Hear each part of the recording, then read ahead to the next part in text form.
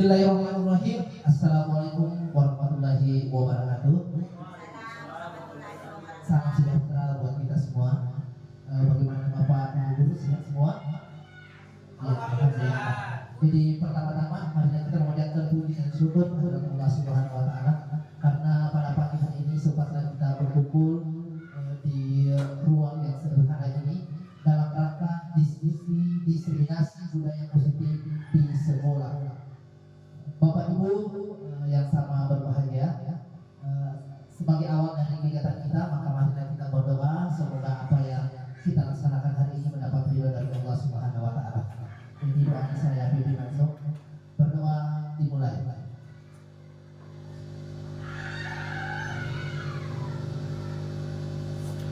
Selesai. Bapak Ibu, kegiatan kita pada hari ini adalah diseminasi budaya positif di sekolah. Ini adalah kegiatan kami di pendidikan guru penggerak dan insya Allah hari ini kami akan menyampaikan kepada Bapak Ibu tentang materi yang telah kami terima di sana, dan semoga dalam kegiatan ini diseminasi budaya positif di sekolah dapat kita terapkan semua, baik kelas maupun di sekolah. Ya, kemudian sebagai untuk kemudian kita maka marilah kita bersama-sama mendengarkan lagu Indonesia Raya. Bapak Ibu dimohon berdiri.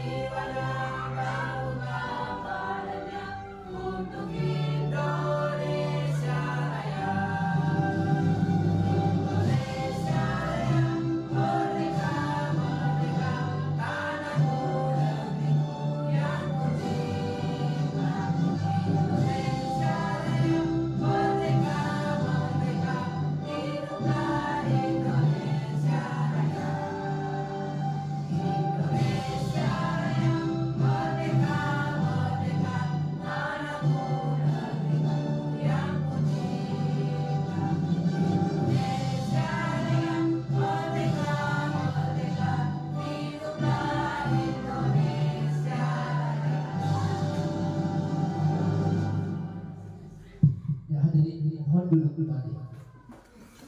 Ya, terima kasih Bapak Ibu. Hari ini saya berkolaborasi dengan rekan saya yaitu Ibu Ida Indrawati. Ibu Ida bisa berdiri. Ya, Ibu Ida dan saya sendiri Asgar akan berkolaborasi menyampaikan materi terkait dengan disiplin positif yang ada di sekolah. Bapak Ibu yang sama berbahagia, baiklah kita mulai acara kegiatan kita hari ini dengan mengikuti materi pertama yang akan dibawakan oleh rekan saya Ibu Ida Indrawati SPD. Kepada Ibu disilakan.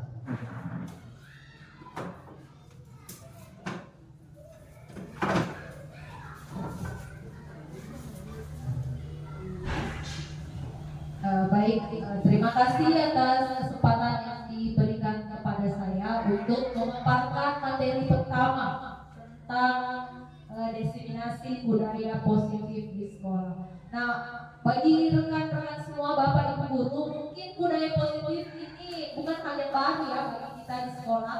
Kita pasti sudah pernah menerapkan tentang budaya-budaya positif ini. Cuma dalam pelaksanaannya mungkin masih ada yang belum maksimal atau misalkan belum sepenuhnya kita jalankan dengan baik. Namun sebelum kita masuk ke materi pertama, saya ingin tahu dulu apa pendapat ibu semua, ibu bapak semua tentang budaya positif. Ada yang bisa bantu untuk memberikan jawabannya? Apa yang Bapak pahami, Ibu pahami tentang budaya positif? Ya, coba ya, silakan. Oke, terima kasih atas kesempatan yang diberikan. Jadi menurut saya budaya positif yang telah dilakukan dalam sekolah itu adalah budaya-budaya atau kegiatan yang menuju ke arah yang baik seperti kegiatan yang mendisiplinkan siswa, baik itu dalam segi aturan yang dilakukan di dalam kelas atau di dalam sekolah. Sekian, terima kasih. Baik, bagus sekali ya jawabannya dari rekan kita Pak Hasraul. Bisa kita tepuk tangan dulu buat Pak Hasraul ya. Ya betul sekali seperti yang dikatakan Pak Hasraul, budaya positif itu salah satunya adalah bagaimana cara kita mendisiplinkan siswa. Jadi budaya positif itu merupakan sebuah kebiasaan yang kita lakukan untuk membangun motivasi belajar siswa, untuk agar siswa bisa lebih menghargai dirinya, meningkatkan nilai dirinya menjadi lebih baik, serta membuat motivasi belajar mereka menjadi lebih meningkat untuk meningkatkan kualitas pendidikan di sekolah kita. Nah, budaya positif tidak sebatas hanya tentang disiplin positif. Di budaya positif itu ada beberapa jenisnya. Nah, untuk yang pertama, saya akan bawakan tentang budaya positif. Nah, kita lihat, budaya positif merupakan suatu hal yang mutlak yang harus diterapkan di sekolah untuk meningkatkan kualitas dari pendidikan kita. Jadi kualitas pendidikan kita itu tidak akan berkembang kalau kita tidak menerapkan budaya positif. Sebagai contoh begini, kita ingin meningkatkan bagaimana siswa kita bertanggung jawab. Pasti kita harus memberikan sebuah kebiasaan bagaimana cara kita sebagai guru melatih tanggung jawab mereka. Nah, kebiasaan inilah ini yang dimaksud dengan budaya positif. Nah, sekarang selanjutnya, budaya positif itu bertujuan untuk bisa membentuk karakter siswa sehingga di masa depan nanti mereka bisa menjadi pribadi yang memiliki karakter kuat, menjadi pribadi yang menyadari nilai-nilai yang baik dari dalam dirinya, serta menjadi pembelajar sepanjang hayat.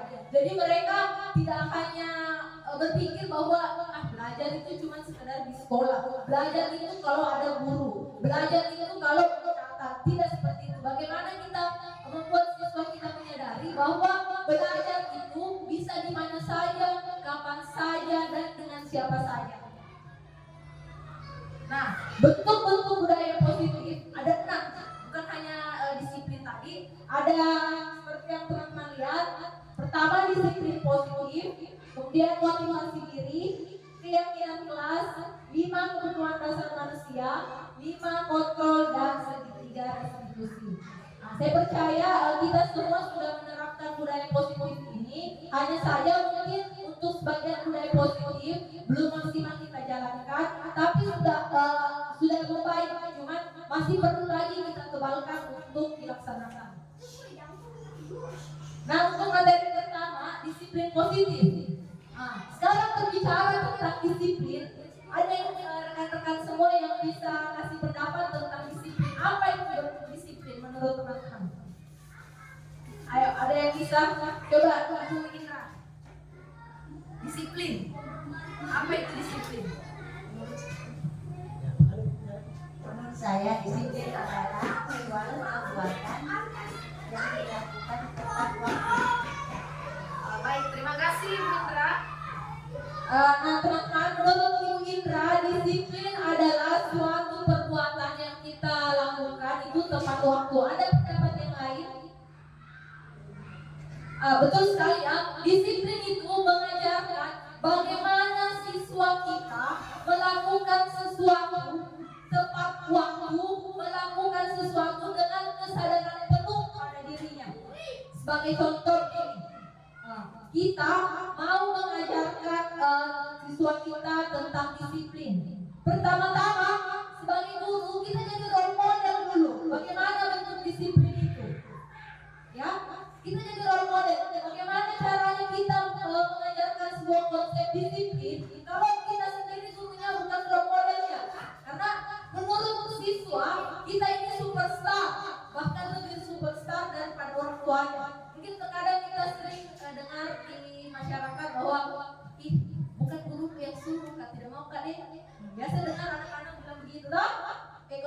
suruh Gina bilang guru hukuman tidak begitu katanya. Nah, itu karena menurut siswa ini kita ini role modelnya, bahkan lebih super power mungkin, lebih mereka contoh daripada keluarganya di rumah. Nah, apa pentingnya disiplin positif ini?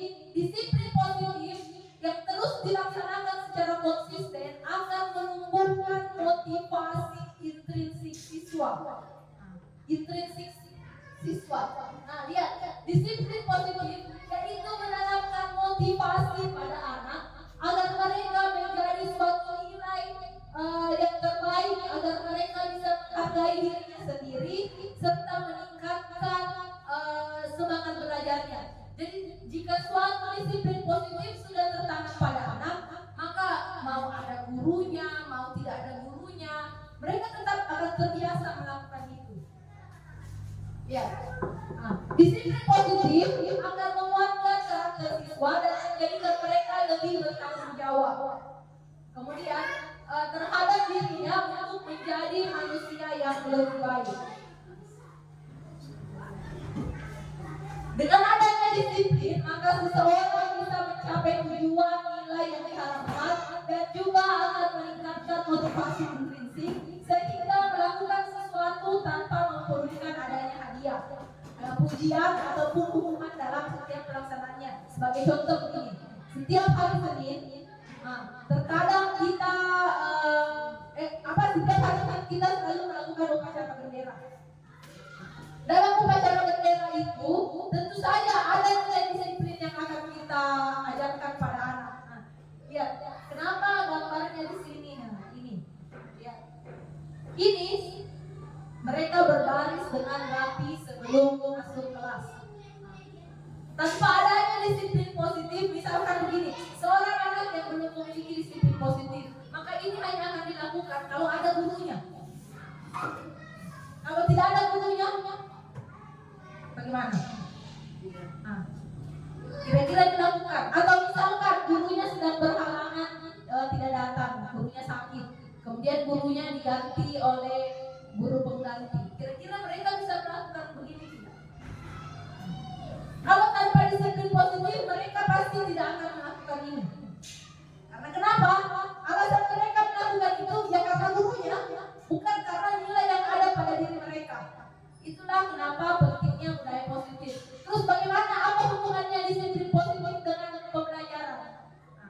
Sekarang apa hubungannya positif dengan pembelajaran?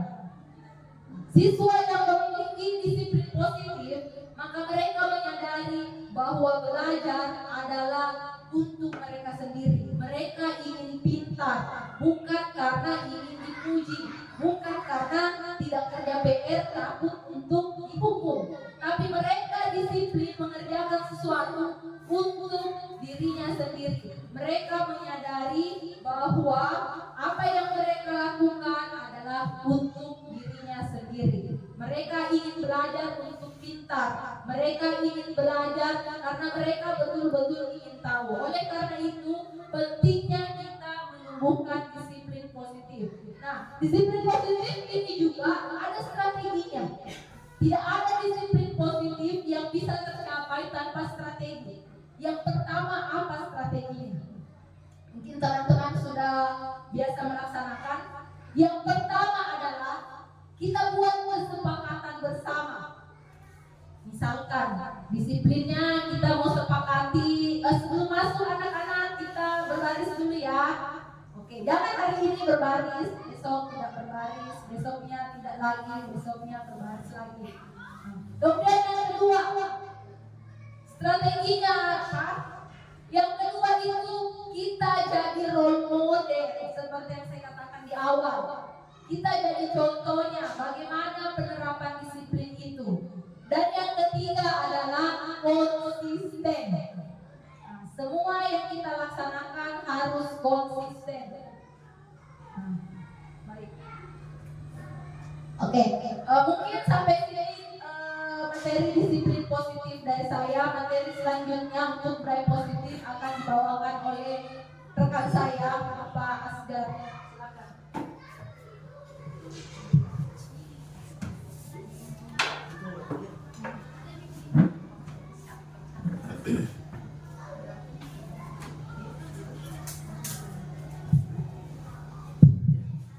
Bagaimana Bapak Ibu, masih semangat? Iya. Baiklah, saya akan lanjutkan kembali materi yang telah diberikan oleh Ibu Indah Indrawati tadi. Salah satu konsep penting yang harus kita pahami dalam penerapan budaya positif di sekolah, yaitu kita harus pahami yang namanya teori motivasi. Teori motivasi dalam dunia pendidikan itu ada 3 jenis motivasi. Mengapa seseorang siswa melakukan tindakan itu? Yang pertama, karena takut mendapat hukuman. Yang kedua, ingin mendapat pujian, dan karena menyadari nilai yang ada pada dirinya dan ingin menjadi pembelajar sepanjang hayat. Bagian pertama dan kedua merupakan motivasi ekstrinsik, sedangkan bagian ketiga merupakan motivasi intrinsik. Nah, Bapak Ibu, saya akan berikan penjelasan ketiga motivasi yang ada dalam dunia pendidikan. Yang pertama, karena takut mendapat hukuman. Takut mendapat hukuman, ciri orang yang memiliki motivasi ini, mereka cenderung untuk melakukan sesuatu karena takut akan mendapatkan konsekuensi negatif apabila dia tidak melakukannya. Mereka akan bertanya dalam dirinya, apa yang akan terjadi jika saya tidak melakukannya? Contoh, siswa itu mengerjakan PR semata-mata karena takut dengan nilainya buruk dan mendapat hukuman dari gurunya. Itulah motivasi yang dimaksudkan karena takut mendapatkan hukuman. Nah, itu. Selanjutnya, ingin mendapatkan pujian. Ciri orang yang memiliki motivasi ini adalah dia mengharapkan imbalan atau pujian dari orang lain. Nah, itu. Mereka akan bertanya dalam hatinya, apa yang akan saya dapatkan apabila saya melakukan hal itu? Nah, contoh, kita ambil contoh di sebuah perusahaan itu ada karyawan. Itu karyawan yang berusaha keras untuk bekerja. Untuk apa? Untuk mendapatkan imbalan, untuk mendapatkan bonus. Nah, itu. Kemudian motivasi yang ketiga, karena menyadari nilai yang ada pada dirinya dan ingin menjadi pembelajar sepanjang hayat. Nah, ciri orang yang memiliki motivasi ini, dia akan bertindak sesuai dengan nilai-nilai yang mereka percaya. Nilai-nilai yang mereka percaya seperti kedisiplinan, kerjasama, mandiri, saling menghormati. Dan mereka akan bertanya apabila dia melakukan suatu tindakan, apakah tindakan saya ini sesuai dengan nilai-nilai yang ada? Ya, seperti itu. Contoh, seorang atlet yang berusaha keras berlari untuk mencapai prestasi yang tinggi. Nah, mencapai prestasi yang tinggi dan menjadi contoh bagi orang lain. Nah, itulah tiga motivasi ini kita harus perhatikan baik-baik dalam menerapkan kesiswaan kita. Bapak Ibu, sebelum saya bertanya kepada Bapak Ibu, bagaimana pengalaman Bapak Ibu dan ketiga motivasi ini, motivasi apa yang sudah ada dalam diri siswa kita di kelas kita, pengalaman kita, motivasi apa yang sudah terdapat dalam diri mereka? Mungkin Bapak selalu bisa memberikan penjelasan. Oke, terima kasih untuk setiap kalinya. Jadi dalam proses pembelajaran yang saya amati ketika saya mengajar, dalam ruangan itu ada berbagai macam siswa dan berbeda-beda motivasi. Tentunya yang seperti disebutkan dari tiga motivasi ini, ada siswa yang memang mengerjakan PR karena memang dipuji. Ada memang siswa yang memang kerjakan PR karena memang dia merasa itu adalah tanggung jawab mereka dan harus mereka kerjakan agar mereka bisa pintar. Nah, ada pun juga yang seperti banyak saya jumpai juga, yaitu mereka mengerjakan PR karena mendapat ketika dia tidak mengerjakan PR akan mendapatkan hukuman. Nah, jadi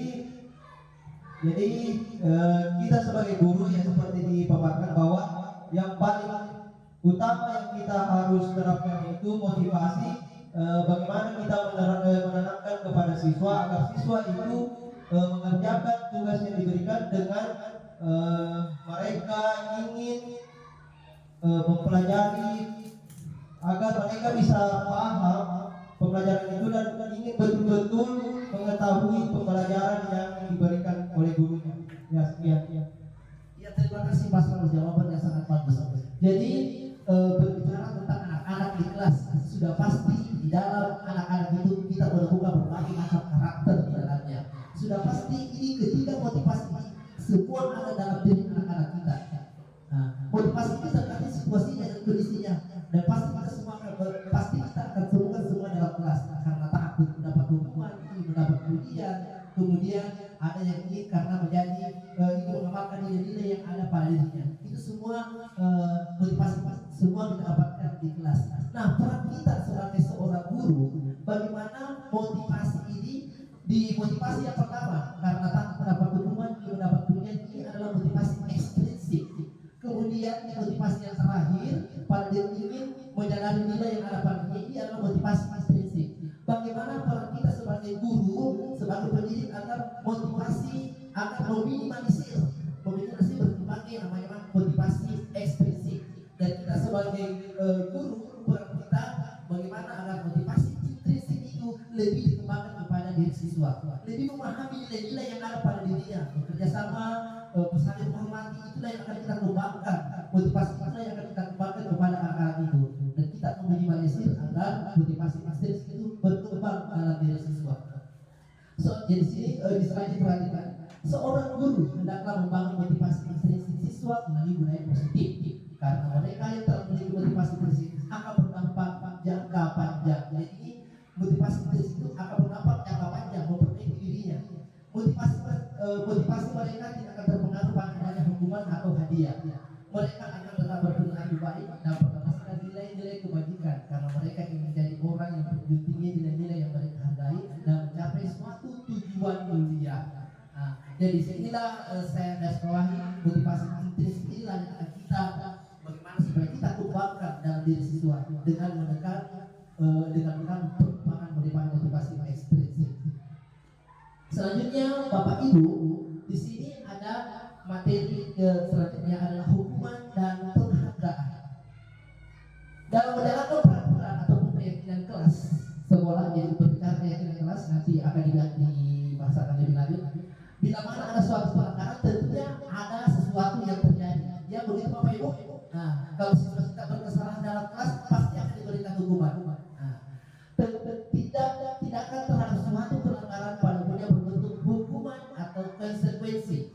Kemudian dalam pembahasan ini akan menerapkan program disiplin positif yang dinamakan dengan restitusi. Nah, Bapak Ibu, di sini kita ditekankan agar di sini Bapak Ibu harus bedakan yang mana hukuman, yang mana konsekuensi. Nah, kita harus bedakan yang mana hukuman, yang mana konsekuensi. Nah, hukuman itu kira-kira Bapak Ibu sama bisa memberikan penjelasan apa perbedaan hukuman dengan konsekuensi? Ya, mungkin Bapak Ibu bisa memberikan penjelasan kepada saya. Ya, jadi hukuman itu berpusat pada kesalahan siswa, bukan pada pembelajaran dan perkembangan diri, perubahan diri. Nah, sedangkan konsekuensi itu adalah berpusat pada pembelajaran tanpa pembelajaran dan perubahan diri tanpa memperhatikan yang namanya pemberian hukuman atau membuat siswa merasa bersalah. Nah, itu ya, itu yang harus kita jadi Bapak Ibu saya sampaikan banyak kita terapkan yang namanya selalu kita kembangkan memberikan konsekuensi kepada diri kita, jangan kita dominan memberikan hukuman. Kemudian selanjutnya ada yang namanya membiasai pembahasan ini akan menggunakan program disiplin positif yang dinamakan restitusi. Jadi restitusi itu adalah suatu perubahan, suatu kondisi memperbaiki diri. Nanti di pembahasan terakhir akan kita bahas tentang restitusi yang lebih berkembang lagi. Nah, sini materi selanjutnya hukuman atau konsekuensi. Nah, di sini ada beberapa tindakan yang biasa kita lakukan di sekolah. Saya minta Bapak Ibu, mudah-mudahan Bapak Ibu bisa membedakan yang mana yang masuk dalam hukuman dan yang mana yang masuk dalam konsekuensi. Yang pertama, membersihkan coretan yang dibuatnya di meja tulis. Kira-kira apa jawabannya Bapak Ibu, hukuman atau konsekuensi? Konsekuensi. Ya sebentar ya, kita buktikan jawabannya konsekuensi. Yang kedua, murid diminta untuk push up 15 kali karena tidak menggunakan masker ke sekolah. Hukuman atau konsekuensi? Hukuman, ya. Selanjutnya, menggantikan kertas tugas teman yang telah dicoret-coret. Konsekuensi, betul. Berjemur di lapangan basket pukul 12 siang karena mengobrol dengan teman. Hukuman atau konsekuensi? Hukuman. Murid diminta bertelanjang kaki sepanjang hari karena tidak menggunakan sepatu warna hitam sesuai peraturan sekolah. Hukuman atau konsekuensi? Hukuman atau konsekuensi? Hukuman. Ya. Nah, itu hukuman ya. Nah, kemudian membersihkan tumpahan air di pembelajaran. Hukuman atau konsekuensi? Konsekuensi. Konsekuensi. Jadi Bapak Ibu harus ingat bahwa hukuman itu berfokus kepada kesalahan siswa, bukan berfokus kepada pembelajaran. Tapi konsekuensi itu berfokus kepada pembelajaran dan perubahan diri siswa. Ya, seperti yang tadi membersihkan coretan yang dibuatnya di meja tulis. Pembelajaran yang didapat oleh murid kita apabila kita memberikan konsekuensi, murid itu akan timbul dalam dirinya untuk selalu menjaga kebersihan. Ya, nah, seperti itu maksudnya konsekuensi. Nah, seperti yang mengatakan kertas tugas teman yang telah dicoret-coret. Nah, di dalam siswa itu akan timbul dalam dirinya suatu sikap tanggung jawab. Nah, dengan ada inilah perbedaannya konsekuensi dengan hukuman. Nah, ini jawaban Ibu tadi. Membersihkan coretan, konsekuensi, push up, konsekuensi hukuman, dan selanjutnya sampai pada membersihkan tumpahan air itu konsekuensi. Nah, selanjutnya di sini sudah terperinci perbedaan hukuman dengan konsekuensi. Hukuman itu tidak terencana, artinya itu tidak terencana, spontan terjadi dalam seorang pendidik ketika melakukan kesalahan langsung kita memberikan hukuman. Apakah angkat kaki satu, langsung dipukul betisnya, itu dasar hukuman. Ya. Kemudian murid tidak tahu apa yang akan terjadi. Artinya di sini murid tidak tahu apa yang akan terjadi. Murid tidak tahu aturan sebelumnya akan dihukum nanti, akan diberikan hukuman ini nanti pada saat dia melakukan kesalahan itu. Kemudian murid tidak dilibatkan. Artinya murid tidak dilibatkan di sini adalah hukuman itu tidak ada pembicaraan sebelumnya, kesepakatan sebelumnya bahwa apabila kalian melakukan kesalahan ini yang akan terjadi. Jadi semua spontan terjadi kalau hukuman. Kemudian bersifat satu arah. Bersifat satu arah di sini maksudnya adalah hanya berfokus kepada kesalahan, memberikan efek jerah kepada anak-anak. Itu hukuman. Kemudian berupa fisik maupun psikis, disakiti dengan perbuatan atau kata-kata. Jadi kita dasar dulu Bapak Ibu kalau proses anak-anak, kita dasar berikan apa biasakan dipukul, dicurika ataukah dengan kata-kata. Itu yang namanya dia hukuman. Nah, sekarang bagaimana kalau konsekuensi? Konsekuensi itu terencana dan sudah disepakati. Ini konsekuensi ini sudah masuk ke dalam suatu aturan. Jadi disepakati bersama baik dengan guru maupun anak-anak. Kita sepakat bahwa apabila ada yang datang terlambat ke sekolah, maka saya suruh membersihkan belakang sekolah. Ini umpamanya. Nah, itu konsekuensi. Murid tahu bahwa apabila saya terlambat ke sekolah, saya pasti diberi hukuman membersihkan di belakang sekolah. Nah, itu konsekuensi. Mereka tahu apa yang akan terjadi. Nah, begitu konsekuensi. Kemudian dibuat guru dan murid sudah tahu sebelumnya tentang konsekuensinya. Nah, murid dan guru itu melakukan kesepakatan apabila melakukan kesalahan. Jadi masing-masing kedua pihak tahu yang namanya konsekuensi. Jadi konsekuensi itu terencana daripada hukuman. Kemudian yang ketiga diberikan berdasarkan data yang diukur berapa kali pelanggaran. Artinya itu diberikan konsekuensi sesuai dengan pembicaraan kita. Kalau sudah berapa kali melakukan kesalahan maka diberikan lagi, ya, diberikan lagi konsekuensinya. Yang keempat, guru selalu memonitor murid. Nah, kalau konsekuensi dari guru itu akan memonitor murid, mengawasi murid. Apabila kita sudah memberikan konsekuensi, guru itu akan memonitor murid. Apakah sudah bertanggung jawab, apakah sudah selesai dilaksanakan.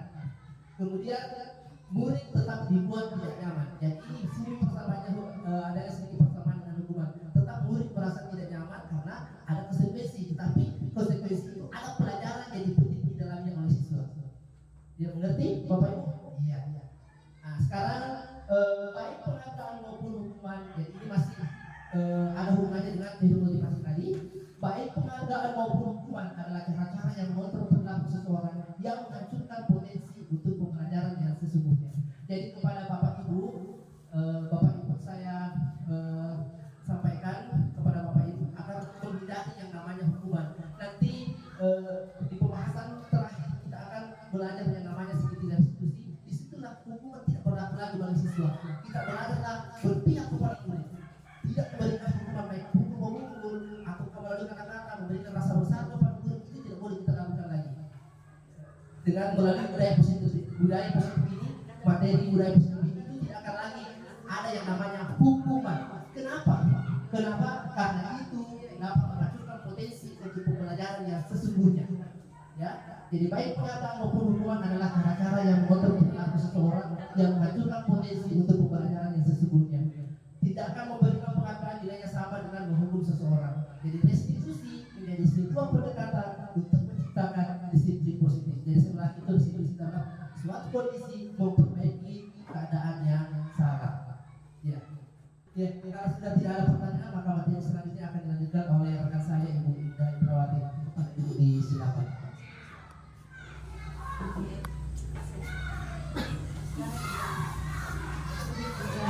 Ya, kita ketemu kembali ya dalam sesi saya. Sekarang saya mau tanya, kita jelas balik tadi. Tadi Bapak Asgar sudah menjelaskan sedikit tentang keyakinan kelas. Ya. Tadi sudah ada saya dengar tentang keyakinan kelas, kesepakatan kelas. Sekarang Bapak Ibu perhatikan, ini adalah aturan sekolah kita, peraturan SDN 5 Batu Putih. Siapa yang membuat peraturan ini? Kenapa peraturan SDN 5 Batu Putih bisa ada? Siapa yang putuskan ini peraturan? Ada yang bisa jawab? Sekolah yang buat. Sekolah itu maksudnya kepala sekolah dan iya. Ya, oke. Jawabannya dari ibu dan teman-teman. Katanya peraturan SDN 5 ini bisa terbuat karena sekolah, guru-guru dan komite. Oke, ambil jawabannya ya. Sekolah dan komite yang buat. Ini peraturan kelas. Nah, sekarang apa tujuannya kita bikin peraturan kelas ini? Coba ada yang bisa jawab teman-teman sekalian, apa tujuan dari adanya peraturan sekolah ini? Siapa yang bisa jawab? Coba Ibu Mariani ya.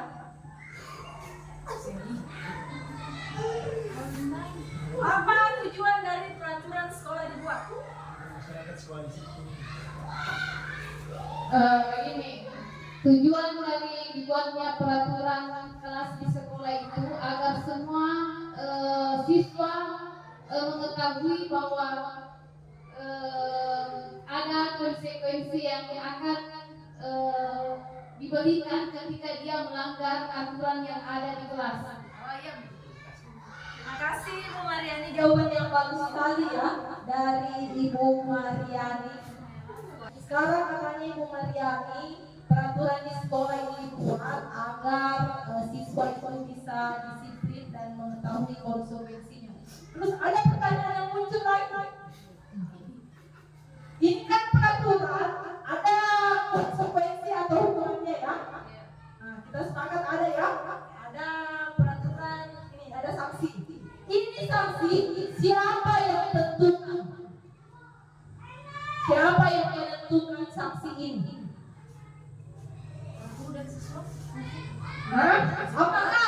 Apakah kesepakatannya siapa? Apakah ketika ibu membuat peraturan sanksi ini, ibu mengundang seluruh siswa yang ada di sekolah ini untuk sanksinya apa, kalau apa yang kita mau sanksinya kalau terlambat? Apakah ibu melakukan hal seperti itu?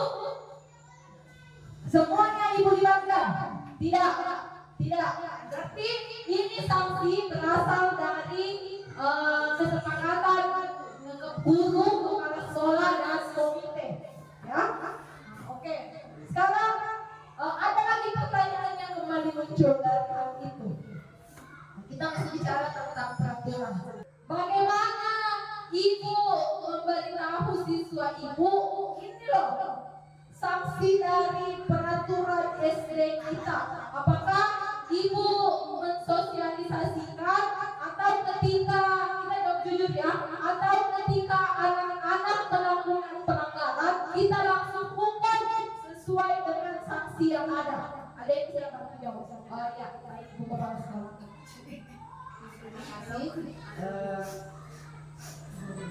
Peraturan atau sanksi yang ada di sekolah ini kami sampaikan secara umum kepada siswa. Kemudian sanksinya itu kami pajang. Kedua, sanksi atau peraturan dulu itu kita buat, kita sebarkan suratnya kepada orang tua supaya mereka bisa paham bahwa ini aturan sekolah kemudian ini sanksinya, sehingga mereka juga bisa menyampaikan kepada anak-anak mereka. Terima kasih. Terima kasih, jawaban bagus sekali dari Ibu Kepala Sekolah ya. Berarti sanksinya ini disosialisasikan di depan anak-anak, kemudian disurati orang tua. Ini sudah bagus sekali disosialisasikan. Kekurangannya adalah siapa yang menjalankan peraturan ini, siapa yang akan menerima sanksi ini. Apakah orang tua, apakah guru, apakah anak, apakah komite, apakah kepala sekolah? Siapa yang akan kita? Siapa? Siswa. Peraturan. Oke, itu dari kalian semua bilang siswa yang akan berkenan langsung dengan peraturan sekolah ini. Lalu kenapa pada saat menyusun sanksi kita tidak meminta pendapat mereka? Apakah kalian kalau datang terlambat mau dikasih sanksi apa? Karena kan mereka yang jalankan. Mereka yang jalankan. Ini kan kita bicara aturan siswa dulu ya. Itu peraturan. Itulah yang dimaksud peraturan. Peraturan itu diciptakan tanpa adanya apa itu? Peraturan itu diciptakan sepihak. Kalaupun dilibatkan orang tua, itu orang tua, bukan siswanya langsung. Jadi peraturan itu cenderung ke hukuman. Seperti yang dijelaskan Bapak Asgar tadi, ada anak yang tidak datang, tidak datang. Dia datang terlambat, tiba-tiba dipanggil, sini, kamu tahu hari sekolah? Tahu. Datang jam berapa? Jam sekian. Datang jam berapa? Kamu tahu ada hubungannya? Ada. Coba push up 15 kali. Itu sesuai tidak dengan mereka ada persiapan tidak untuk melakukan hukuman itu? Yang mereka tahu bahwa datang terlambat mendapat teguran atau peringatan. Mereka tidak tahu apa itu tegurannya, apa itu sanksinya. Cuma dikasih tahu bahwa tidak kerja tugas itu dapat hukuman. Apa hukumannya? Tidak tahu. Yang penting kalau tidak kerja tugas hukum tidak ada sama ibu guru. Mereka tidak tahu, tidak ada persiapan, tidak ada konsultasi ke mereka. Itulah yang dimaksud dengan peraturan. Dibuat secara sepihak tanpa melibatkan siswa secara langsung di dalamnya. Nah, untuk mengatasi hal ini, karena kenapa? Hukuman seperti yang dikatakan tadi itu hanya menyakiti siswa. Secara tidak langsung mungkin disiplin bisa ditegakkan, mungkin pikiran kita disiplin bisa ditegakkan dengan hukuman. Benar atau salah?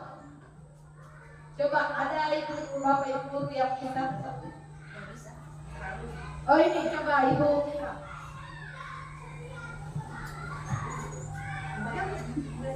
Pertanyaannya, apakah dengan hukuman tadi peraturan bisa ditegakkan dan siswa bisa menaati peraturan? Menurut saya, sebagian siswa itu ada kepala batu. Iya. Ada yang mau mendengar, ada yang tidak. Jadi kalau tidak diberi hukuman,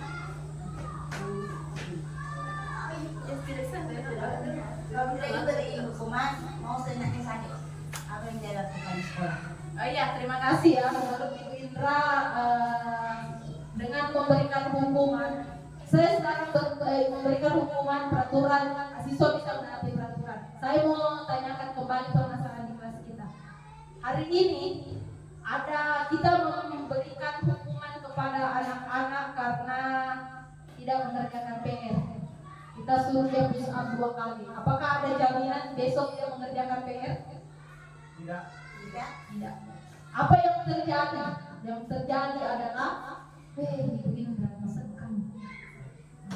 Atau yang terjadi Tidak hadir. Ya, besok ini ada PRU yang pada deh daripada suka push up. Nah, kenapa? Seperti yang dikatakan lagi tadi dengan saya pastor, karena mereka tidak siap, mereka tidak tahu konsekuensinya.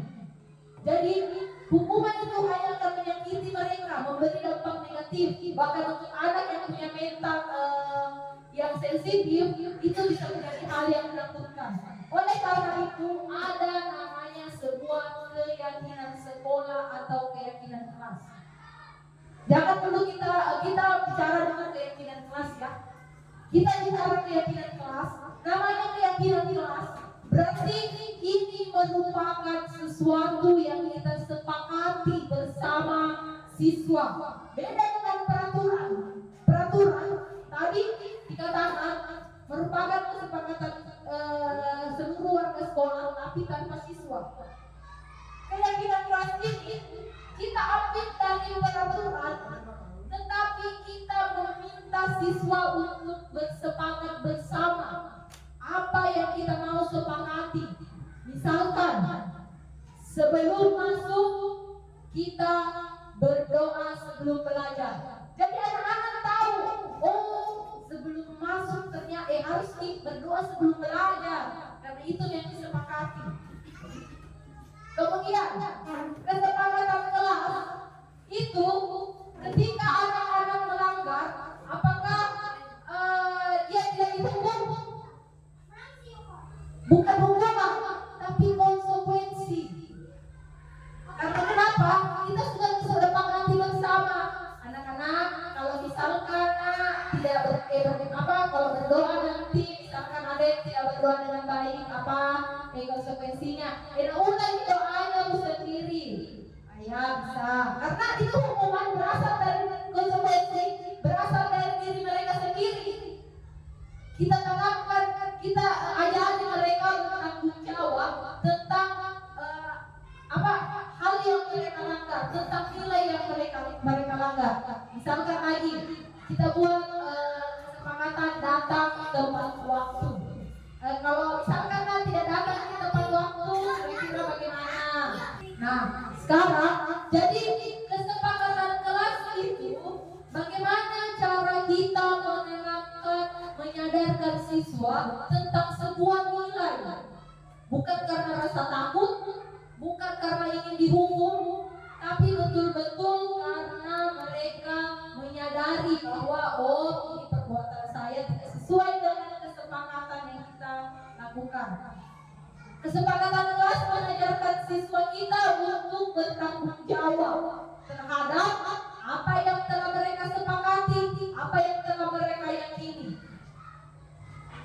Jadi peraturan kelas atau keyakinan kelas. Keyakinan peraturan kelas saya sendiri yang ciptakan. Keyakinan kelas kita guru dan siswa sama-sama membuat sebuah kesepakatan bersama untuk mengatur diri kita di dalam kelas itu. Jadi bagaimana kita menyadarkan siswa kita untuk bertanggung jawab. Makanya kesepakatan kelas jangan cuma ditempel di dinding. Jangan. Kesepakatan kelas kita selalu ingatkan setiap kali pertemuan. Apa kesepakatan tanah? Berdoa sebelum belajar. Coba apalagi seperti itu. Jadi mereka itu kita kembali lagi ke disiplin positif. Mereka secara disiplin konsisten melaksanakan keyakinan kelas, meningkatkan rasa tanggung jawab mereka, meningkatkan nilai-nilai mereka. Nah, mungkin ada semua HP-nya Bapak Ibu guru. Coba Bapak Ibu guru buka aplikasi Orange, cari keyakinan kelas, ada dijual. Nah, pertanyaannya lagi, bagaimana dengan keyakinan kelas yang dijual di Shopee atau Tokopedia atau di mana? Ada yang bisa berikan pendapat tentang keyakinan kelas yang dijual itu? Coba Ibu bisa buka di aplikasi Shopee-nya, ada di situ keyakinan. Coba tulis keyakinan kelas. Ada di situ dijual harga mulai dari 10.000, 11.000, 12.000. Coba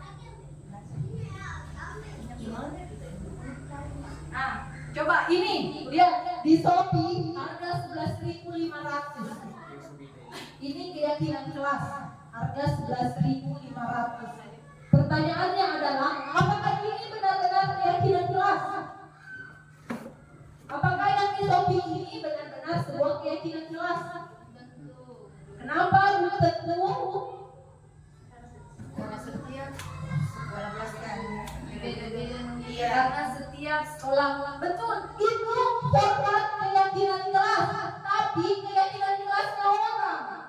Karena yang sepakati antara guru lain dengan siswanya, bukan kita dengan siswa kita. Jadi itu bukan keyakinan kelas, tapi kalau kita bicara apakah itu format keyakinan kelas, ya betul itu format keyakinan kelas, tapi itu bukan keyakinan kelas kita. Karena bukan kita yang sepakati, bukan siswa kita yang sepakati, siswanya orang dan orang. Jadi keyakinan kelas itu jangan mau gampangnya saja bahwa ya ada dijual di Shopee. Tidak. Kenapa? Apa bedanya keyakinan kelas itu dengan aturan sekolah kalau kita tidak sepakati bersama? Nah, apa di sini ada yang ingin ditanyakan mungkin tentang keyakinan kelas? Kalau tidak ada, sekarang kita bicara tentang lihat. Keyakinan sekolah atau kelas merupakan kesepakatan bersama antara guru dan siswa untuk memandu perilaku dan interaksi dalam kelas. Keyakinan kelas ini disusun menggunakan kata-kata positif dengan menekankan pada nilai-nilai kebaikan. Jadi kata-kata dalam keyakinan kelas jangan disusun dalam bahasa negatif. Contohnya, tidak boleh makan di dalam kelas. Tidak boleh seperti itu atau tidak boleh terlambat. Itu kan kalau tidak sekarang ada unsur-unsur negatifnya tidak boleh. Jadi kita pakai unsur-unsur positif, namun unsurnya itu ada nilai-nilai kebaikan di dalamnya. Contoh seperti ini. Datang tepat waktu. Nilai positif apa yang akan kita ajarkan? Datang tepat waktu. Kalau untuk siswa yang datang tepat waktu, nilai positif apa yang akan kita ajarkan kepada mereka? Ada yang bisa jawab? Datang tepat waktu. Apa yang ibu harapkan dari siswa ibu dengan menyuruhnya datang tepat waktu? Bertanggung jawab, disiplin. Nah, betul sekali. Jadi seperti itu. Jadi dalam bahasa positif ada nilai yang bapak ibu harapkan siswa ibu tingkatkan. Contoh lagi, melaksanakan piket tepat, melaksanakan tugas piket. Apa nilai positif yang ibu harapkan dari siswa melaksanakan tugas piket? Apa nilai yang ibu harapkan dapat meningkat dalam diri siswa melalui pelaksanaan tugas piket? Tanggung jawab. Apalagi cinta kebersihan, ya kan? Apalagi kolaborasi, ya kan? Kalau piket tidak mungkin cuma sendiri, pasti kolaborasi dengan teman. Seperti itu. Jadi tidak menggunakan kalimat negatif, kita berupaya menggunakan kalimat positif. Nah, keyakinan kelas atau sekolah akan mengajarkan siswa lebih bertanggung jawab untuk menjaga sekolah mereka agar tetap nyaman dan kondusif untuk belajar. Nah, jadi mereka membuat sebuah kesepakatan untuk dari mereka sendiri biasa dengarkan prinsip demokrasi dari rakyat untuk rakyat gitu. Dan ini juga dari siswa untuk siswa. Jadi mereka yang buat, mereka yang kita sepakati untuk mereka sendiri juga dirasakan. Kalau kelasnya bagus, ya pasti mereka juga senang. Kemudian kita mau praktekkan dulu bagaimana cara membuat kesepakatan atau keyakinan kelas ya. Kita buat keyakinan kelas karena saya yakin Bapak Ibu semua sudah punya keyakinan kelas masing-masing. Cuma ini untuk meningkatkan nilai kita tentang sebuah keyakinan kelas. Seperti tadi yang kita lihat, kita buat sebuah keyakinan kelas dari peraturan sekolah kita. Coba saya bagikan masing-masing satu lembar ini, satu lembar kertas. Bapak Ibu coba buat apa keyakinan keyakinan kelas yang Bapak Ibu mau terapkan, anggaplah untuk kegiatan kita hari ini.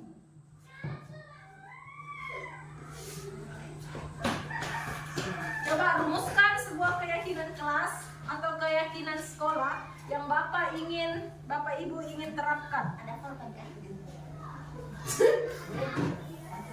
Bu kepala sekolah juga coba kasih dari gue ya.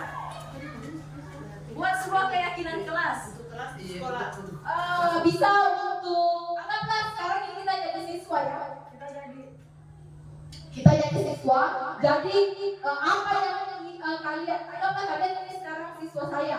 Apa yang kalian inginkan selama proses pelajaran kita nanti? Apa yang harus dilakukan Di dalam kelas. ya dalam kelas? Ya. Saya mau lihat Bapak Ibu coba. Kita buat sebuah keyakinan kelas kita sampaikan.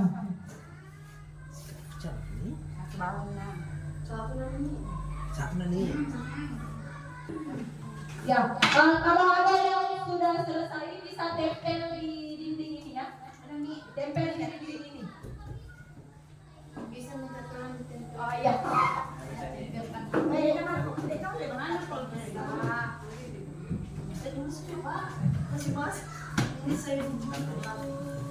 Ya. Itu. Mulai lagi.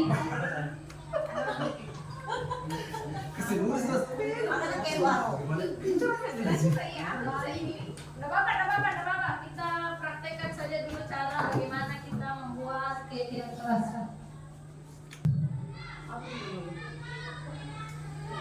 Ini begini caranya nanti Bapak Ibu meminta sebuah kesepakatan dengan siswa Ibu. Kita kesepakati bersama.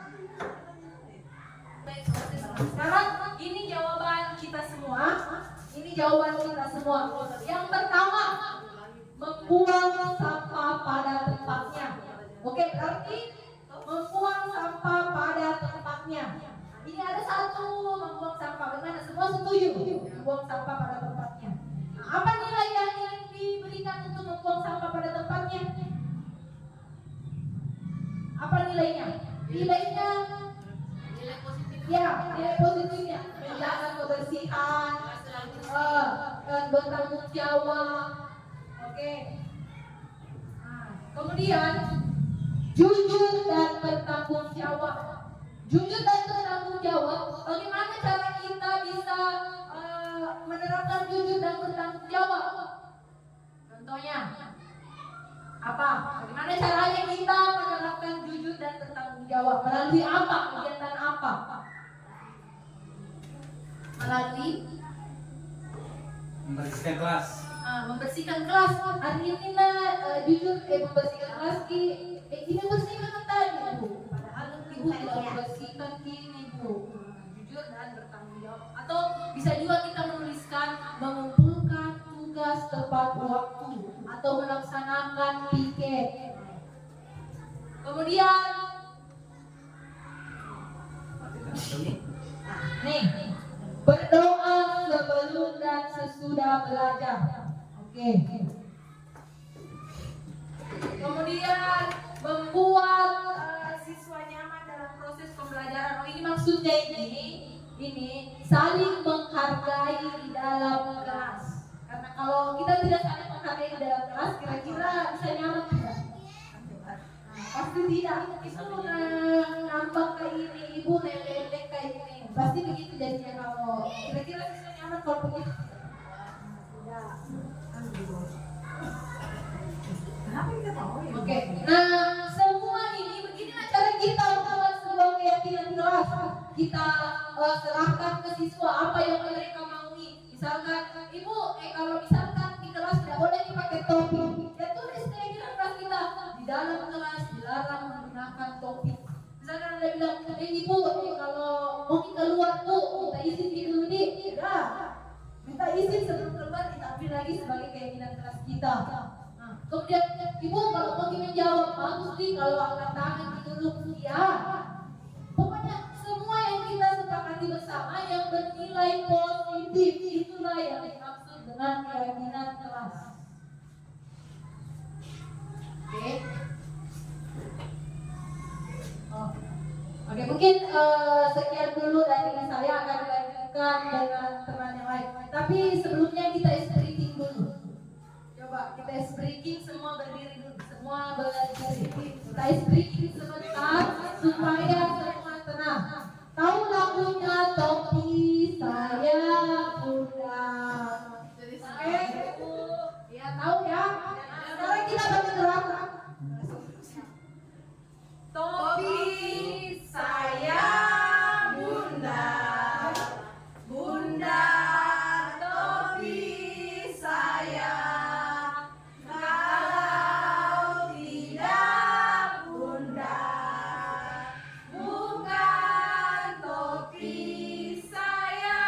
Sekarang kita nyanyi. Kalau saya bilang kata bunda, semua diam. Menggerakkan saja.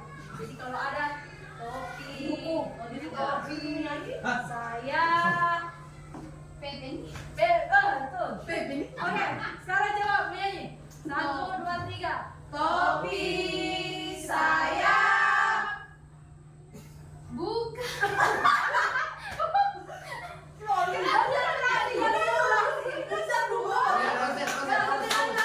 Bunda lihat bunda ya. Topi saya. Topi saya, kalau tidak bukan topi saya. Ya sudah semangat aja, sudah streaming. Sekarang materi selanjutnya tentang kebutuhan manusia akan dibawakan oleh rekan saya. Ya, selanjutnya Bapak semangat. Ya, baru saja mengikuti SPRI berarti sudah semangat kembali untuk melanjutkan kegiatan kita. Nah, selanjutnya saya akan membawakan materi tentang 5 kebutuhan dasar manusia. Jadi ini 5 kebutuhan dasar manusia adalah salah satu aspek penting yang harus kita ketahui demi mewujudkan budaya positif di sekolah. Nah, 5 kebutuhan dasar manusia. Jadi sebelum kita lanjut kepada 5 kebutuhan itu, kita harus tahu dulu apa itu kebutuhan dasar manusia. Jadi kebutuhan dasar manusia adalah segala sesuatu yang diperlukan oleh manusia untuk membuat bertahan hidup dan mencapai kualitas hidup yang sebaik-baiknya. Jadi segala sesuatu yang diperlukan oleh manusia untuk bertahan hidup dan mencapai kualitas hidup yang sebaik-baiknya. Itulah kebutuhan dasar manusia. Nah, 5 kebutuhan dasar ini harus kita sebagai pendidik kita harus mengetahui kebutuhan dasarnya siswa kita. Jadi sasarannya adalah semua siswa. Kita harus tahu kebutuhan dasarnya. Karena kalau kita tidak paham kebutuhan dasarnya, itu dapat menghambat terciptanya budaya positif di sekolah. Dan kalau tidak dipahami, maka itu akan membuat siswa melakukan suatu tindakan indisipliner. Ya, indisipliner itu adalah suatu tindakan yang melanggar aturan atau norma. Nah, sekarang Bapak Ibu bisa perhatikan slide di atas. Ya, kebutuhan 5 kebutuhan dasar manusia itu yang pertama kebutuhan untuk hidup atau survival, kemudian kasih sayang dan rasa diterima, love and belonging, kemudian kebebasan atau freedom, kesenangan atau fun, dan penguasaan. Inilah 5 kebutuhan dasar manusia yang harus kita ketahui. Nah, yang pertama kebutuhan untuk bertahan hidup atau survival. Jadi kebutuhan untuk bertahan hidup adalah kebutuhan paling dasar manusia. Ini menyangkut tentang makanan, minuman, air, udara, tempat tinggal, rasa aman, aman atau terhindar dari bahaya. Ini bersifat biologis untuk kelangsungan hidup manusia. Seperti kalau kita mau makan, kalau manusia itu lapar, haus dia harus kalau dia lapar dia harus makan. Kalau tidak makan dia akan mati. Kalau kita haus, kita harus minum. Nah, inilah yang disebut dengan kebutuhan untuk bertahan hidup atau survival. Nah, selanjutnya kasih sayang dan rasa diterima atau love and belonging. Ini kebutuhan ini menyangkut tentang hubungan sosial, menyangkut tentang hubungan sosial kita, rasa ingin dicintai, kemudian rasa ingin diterima oleh orang lain. Jadi ini saya dan rasa diterima inilah belum suatu kebutuhan. Jadi wajar kalau kita mau dicintai, mau disayangi, mau diterima, itu adalah hal yang manusiawi karena memang itu adalah kebutuhan dasar manusia. Di mana yang mana contohnya ini kebutuhan kasih sayang dan rasa diterima, seperti kita mengharapkan keluarga yang peduli terhadap kita, teman yang peduli terhadap kita, komunitas yang peduli terhadap kita. Itu semua kebutuhan yang ada di sini, kebutuhan rasa sayang dan kasih sayang dan rasa diterima. Jadi bukan berkait itu kalau ada orang yang merasa dirinya itu tidak diterima oleh temannya, maksudnya dikucilkan, ada dalam keluarganya merasa tidak dianggap ada, sehingga dia merasa dalam dirinya itu suatu dilema dalam dirinya. Itu wajar. Kenapa? Karena itu adalah kebutuhan dasarnya kita untuk bisa diterima oleh orang lain, bisa diterima, bisa tumbuh rasa cinta kepada lawan jenis kita, kemudian bisa bersosialisasi dengan baik dengan orang-orang sekitar. Inilah kasih sayang dan rasa diterima. Jadi kebutuhan itu Bapak Ibu itu saling mencintai, untuk bisa dicintai. Suami istri, teman, semua itu kita butuh. Di situ sudah termasuk di dalamnya kasih sayang. Selanjutnya kebebasan atau freedom. Jadi kebutuhan kebebasan di sini adalah manusia itu memiliki hak kendali untuk memilih hidupnya sendiri dan tidak terkekang. Jadi manusia itu diberikan kebebasan berekspresi, memilih jalan hidupnya sendiri. Jadi tidak ada kebutuhan ini termasuk adalah kebutuhan pokok. Contoh yang ada dalam kebutuhan ini adalah manusia diberikan kebebasan untuk berekspresi, untuk mencapai kebahagiaannya sendiri. Jadi kalau kita melarang manusia untuk berbuat ini, itu tidak bisa ya, karena itu adalah termasuk kebebasan atau freedom, ya, freedom. Jadi kita itu diberikan kebebasan, kita memiliki kendali untuk menentukan hidup kita sendiri. Jadi mungkin bisa diambil pelajaran dari sini. Kalau kita punya anak-anak atau kita punya adik, dia mau dia memilih perguruan tinggi, memilih jurusan di perguruan tinggi, kita melarang untuk mengambil jurusan itu. Tapi karena jurusannya dia mau ke situ memilih jurusan lain, maka kita akan kasih kebebasan. Tidak dikasih kebebasan sama dia, maka itu akan menjadi merusak mentalnya dia. Kenapa merusak mentalnya dia? Karena kita mengganggu kebutuhan dasarnya. Ya, kita mengganggu kebutuhan dasarnya kalau kita larang dia untuk memilih ini. Jadi kita kasih kebebasan dia. Selama itu jalannya baik, kita lihat itu baik, kita berikan kebebasan. Kita menghalangi maka kebutuhan dasarnya tidak terpenuhi. Akhirnya rusak mentalnya. Maka ini yang kita perhatikan, begitu juga nanti dengan siswanya kita, begitu juga nanti diterapkan di kelas. Begitu anak-anak berkesalahan, kita harus tanya, kita harus cari tahu peran kita guru, harus tahu, oh ini anak, mungkin kebutuhan dasarnya ini anak yang tidak terpenuhi.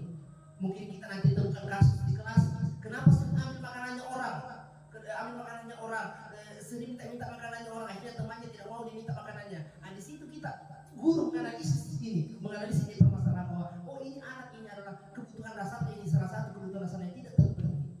Yaitu mungkin dia kebutuhan pokoknya tidak terpenuhi.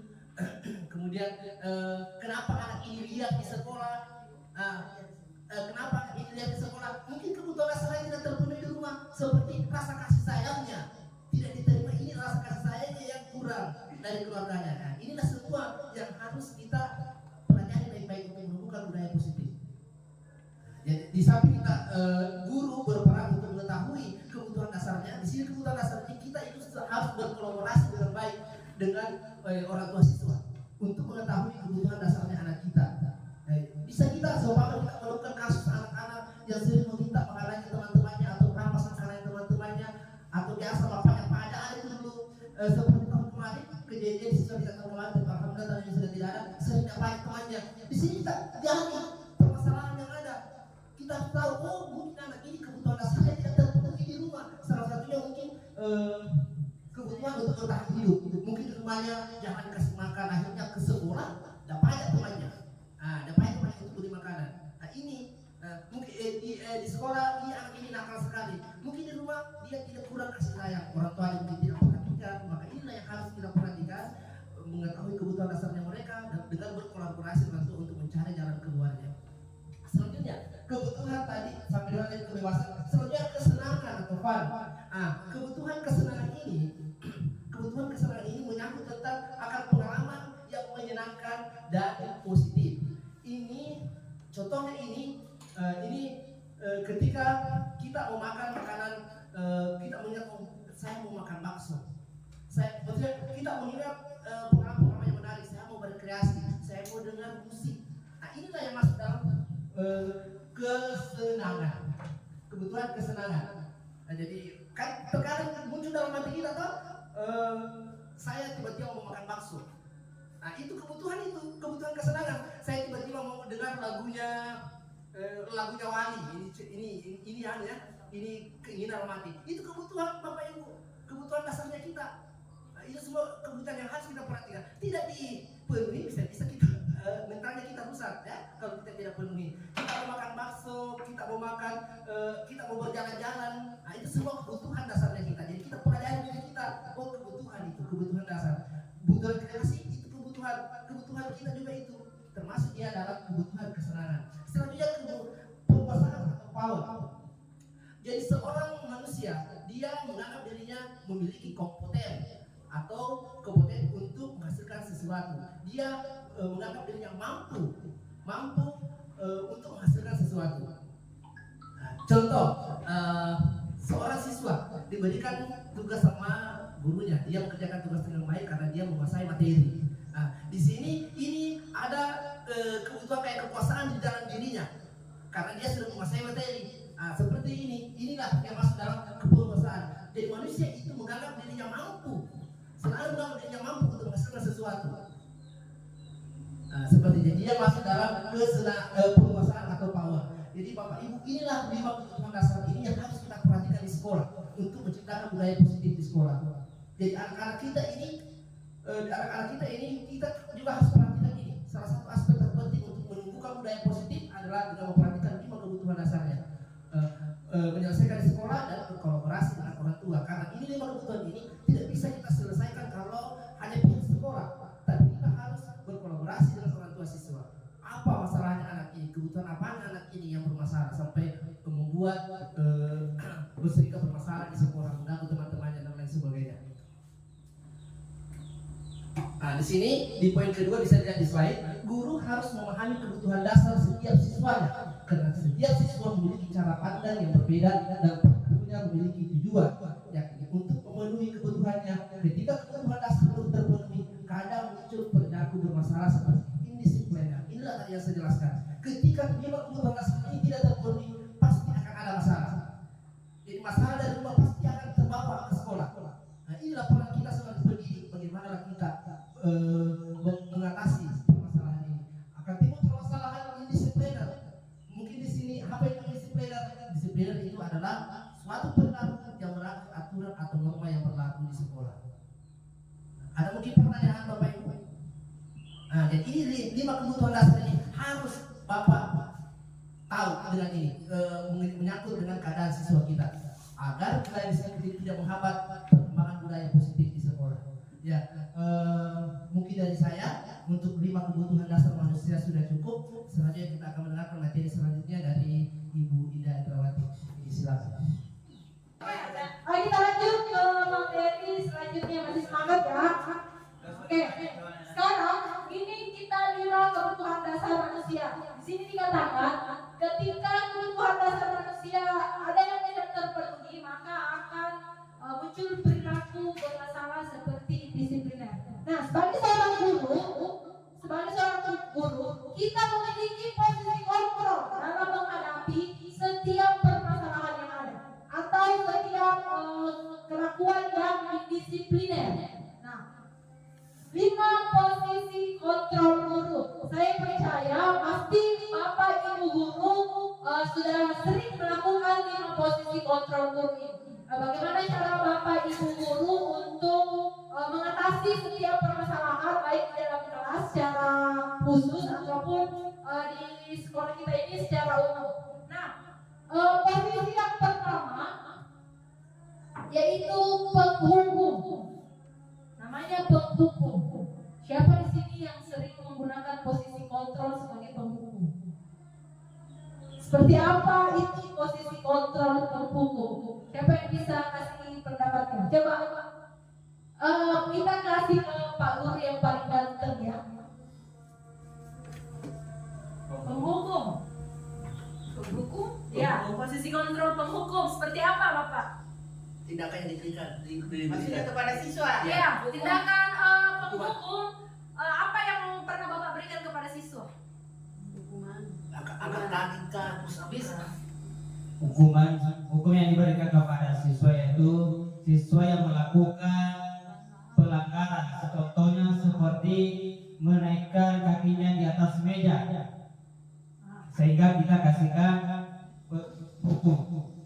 Terima kasih. Bisa. lainnya. Ya, Ibu Kepala Sekolah. Terima kasih. Dulu juga pernah saya menjadi guru kelas. Pengalaman saya waktu itu kalau saya memberi hukuman kepada siswa, contohnya mereka tidak mengerjakan PR, maka saya berikan hukuman mereka harus menulis bahasa apa yang namanya bahasa ya bukan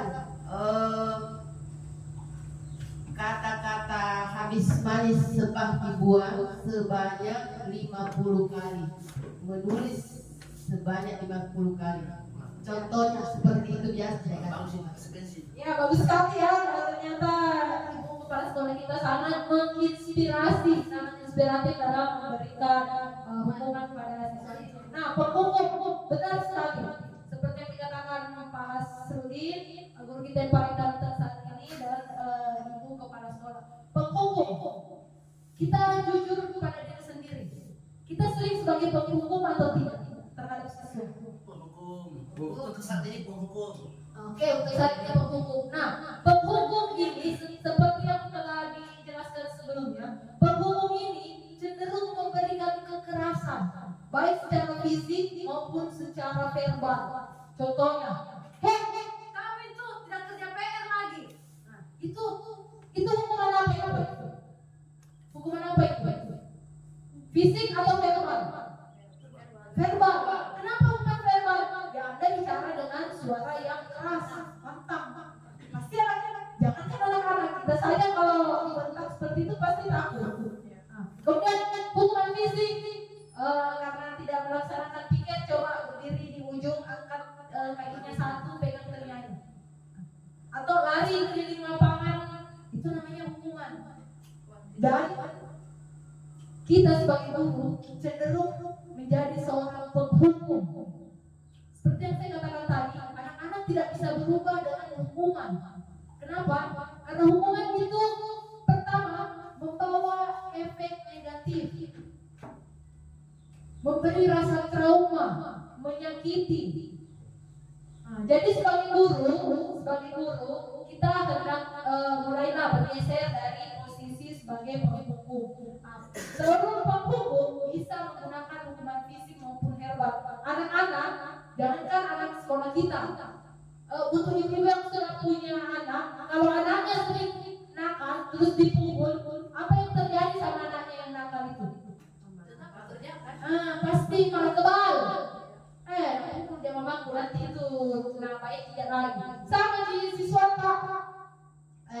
Sudah nakasih berdiri Kak tunggu sebentar itu 10 menit nakasih duduk lagi. Begitu terus siklusnya berulang. Hari ini melanggar, besok dihukum, besok melanggar, besok dihukum. Jadi tidak pernah berhenti siklusnya. Kenapa? Yang ada malah kebal nanti anak-anak. Aku tahu itu kalau tidak kerja KPR pasti suruh buat begini. Tidak ada efek jerahnya. Bahkan yang sensitif takut ke sekolah. Mentalnya mentalnya down. Kemudian posisi kontrol yang kedua adalah membuat merasa bersalah. Guru yang seperti ini berada pada posisi ini, dia sering membuat anak-anak, dia tidak memarahi secara bentakan atau bagaimana, dia menimbulkan rasa bersalah pada siswanya. Contohnya, kalian tidak kasihan sama orang tua yang capek-capek cari uang di rumah, baru kamu tidak kerja PR. Itu kira-kira anak-anak merasa bersalah, pasti mereka jadi begini. Nah, seperti itu. Cuma ini tidak bagus juga karena anak-anak itu punya memori yang sangat kuat. Jadi apa yang kita ajarkan hari ini, kalau kita membuat dia merasa bersalah, bahkan efeknya itu bisa lebih parah.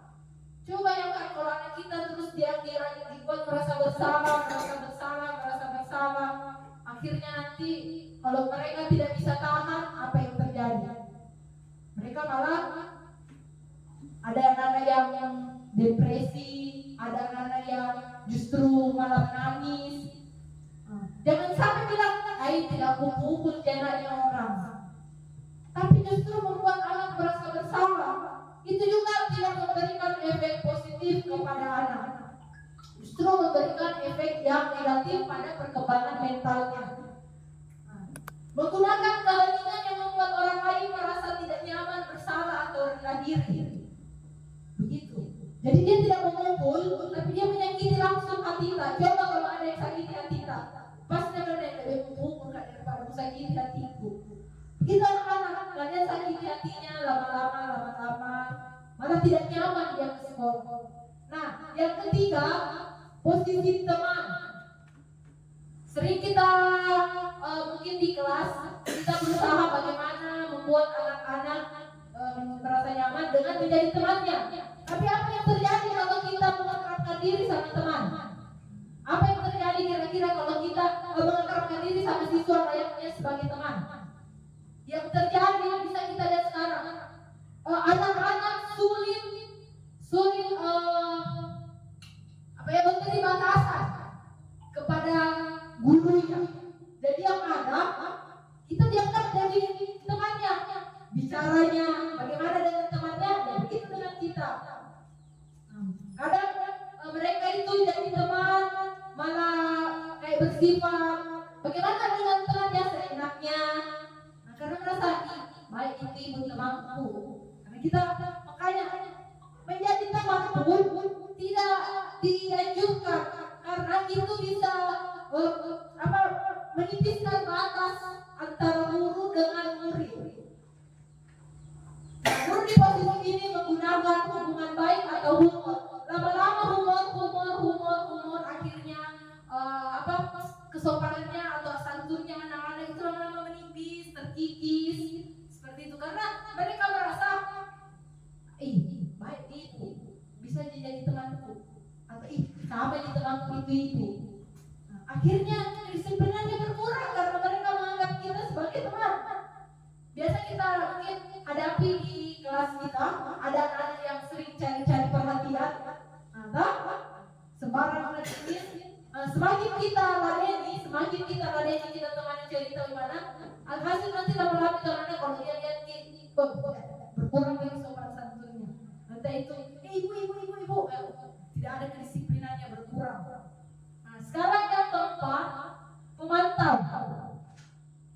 Nah, guru dalam posisi ini mengawasi, bertanggung jawab atas perilaku orang-orang yang kita awasi. Jadi pemantau ini kita sekedar mengawasi siswa kita yang melakukan pelanggaran. Terus yang kelima adalah manajer. Pernah dengar istilah manajer? Biasa di perusahaan-perusahaan atau kalau kita pernah ke pusat perbelanjaan ada istilah manajernya ini. Tugas seorang manajer adalah mengontrol, memberitahu, membimbing anggotanya untuk berbuat sesuai dengan nilai yang ada. Contohnya di perusahaan, tugas manajer itu dia mengawasi anggotanya. Jika ada kesalahan yang dibuat anggota, dia tidak langsung memberikan hukuman. Kita diskusikan apa yang terjadi, kenapa bisa seperti ini. Itulah posisi sebagai manajer. Ketika siswa membuat suatu kesalahan, siswa diminta untuk bertanggung jawab atas kesalahan tersebut. Dia diajarkan bagaimana caranya mempertanggungjawabkan kesalahannya. Caranya bertanggung jawab bukan dengan memberi hukuman. Caranya bertanggung jawab adalah kita beri konsekuensi. Misalkan seorang anak merobek buku temannya, atau misalkan dia merobek, jangan dihukum. Guru yang berada pada posisi ini mencari tahu dulu, kenapa sih robek bukunya ini nak. Terus kita tahu nih kalau robek bukunya teman-teman ini salah. Bagaimana perasaan kira-kira kalau buku yang dirobek? Marah kita, apa yang bisa kita lakukan nak kalau untuk bertanggung jawab? Jadi kita bimbing anak-anak supaya dalam kesalahannya ini mereka bisa bertanggung jawab, bukan langsung dikasih hukuman. Dengan memberi hukuman tidak ada tanggung jawab di dalamnya, justru hanya akan menyakiti. Nah, di antara 5 posisi ini, menurut Bapak Ibu guru, posisi mana yang terbaik? Ada yang bisa kasih tanggapan? Di antara yang tadi penghukum, pembuat rasa bersalah, teman pemantau, dan manajer, yang mana kira-kira yang paling baik untuk dilaksanakan oleh seorang guru? Ya, manajer. Ada yang bisa kasih alasan kenapa memilih manajer? Siapa yang bisa kasih alasannya? Coba Ibu Lina, apa alasannya, Bu? Jadi dapat mengajarkan siswa mempertanggungjawabkan perilakunya atau kesalahannya. Terima kasih. Baik, terima kasih ya. Bagus sekali jawaban Ibu Lina. Jadi seharusnya guru itu posisi kontrol terbaik yang dilakukan yaitu manajer. Kenapa? Dengan posisi manajer, siswa pertama kita bimbing untuk menyadari dulu kesalahannya. Kemudian setelah mereka menyadari kesalahannya, kita berusaha bagaimana dengan kesalahan tersebut mereka tidak terpuruk. Kita bimbing mereka bagaimana mereka bisa memperbaiki kesalahan itu, bertanggung jawab atas kesalahan itu. Bagaimana mereka bisa kembali ke teman-temannya, kembali lagi ke masyarakat dengan nilai yang lebih baik. Seperti itu ya. Nah, jadi dalam pelaksanaannya, guru hendaklah untuk menjauhi penggunaan posisi kontrol yang pertama dan kedua. Yang pertama tadi apa? Penghukum, dan yang kedua pembuat rasa bersalah. Jadi penggunaan posisi kontrol pertama dan kedua itu harus kita hindari karena hanya akan membawa dampak negatif dari siswa. Selain itu, kalau kita kasih hukuman dan pembuat rasa bersalah, tidak ada yang bisa berubah. Yang ada mereka takut, tapi kalau tidak ada lagi hilang itu takutnya. Nah, bikin lagi. Besok itu nggak bikin lagi. Seperti itu. Jadi karena kesadarannya itu bukan dari dirinya. Jadi mereka akan mengulangi kesalahan yang sama di kemudian hari. Ketika kita berada di posisi control manager, kita membuat mereka sadar bahwa beginilah nilai sebenarnya yang harus kita lakukan. Beginilah caranya kita bertanggung jawab. Nah, mungkin sekian materi dari saya yang selanjutnya tentang manajer dan segitiga restitusi ini akan disampaikan oleh rekan saya lagi, Pak Asdan. Ya, Bapak Ibu, kita lanjut lagi. Nah, sekarang tadi rekan saya Ibu Indah telah memberikan pemahaman kita, tentang 5 posisi kontrol guru. Nah, sekarang kita lanjut di pembahasan segitiga restitusi. Bapak Ibu sekalian berbicara tentang segitiga restitusi. Ini termasuk adalah puncaknya kegiatan kita dalam menangani permasalahan siswa. Ibu Indah tadi katakan bahwa hilangkan pemahaman bahwa hukuman kepada siswa. Nah, kalau kita menghilangkan hukuman kepada siswa, maka apa yang akan kita lakukan untuk menyelesaikan permasalahan siswa? Itu pertanyaannya. Pertanyaannya adalah dengan menggunakan segitiga restitusi. Jadi segitiga restitusi itu adalah suatu konsep dalam budaya positif untuk membantu individu, terutama anak-anak, untuk belajar dari kesalahan mereka dan memperbaiki perilaku yang tidak diinginkan. Itulah segitiga restitusi. Jadi selain kembali, segitiga restitusi itu adalah suatu konsep dalam sisi positif untuk membantu individu, terutama anak-anak, untuk belajar dari kesalahannya mereka dan memperbaiki kesalahan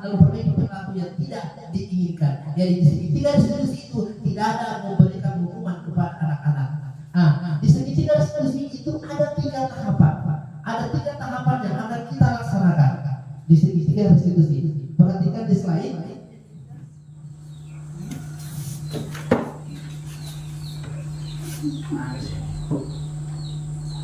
Nah, yang pertama menstabilkan identitas. Inilah tahap pertama yang kita lakukan, yaitu menstabilkan identitas.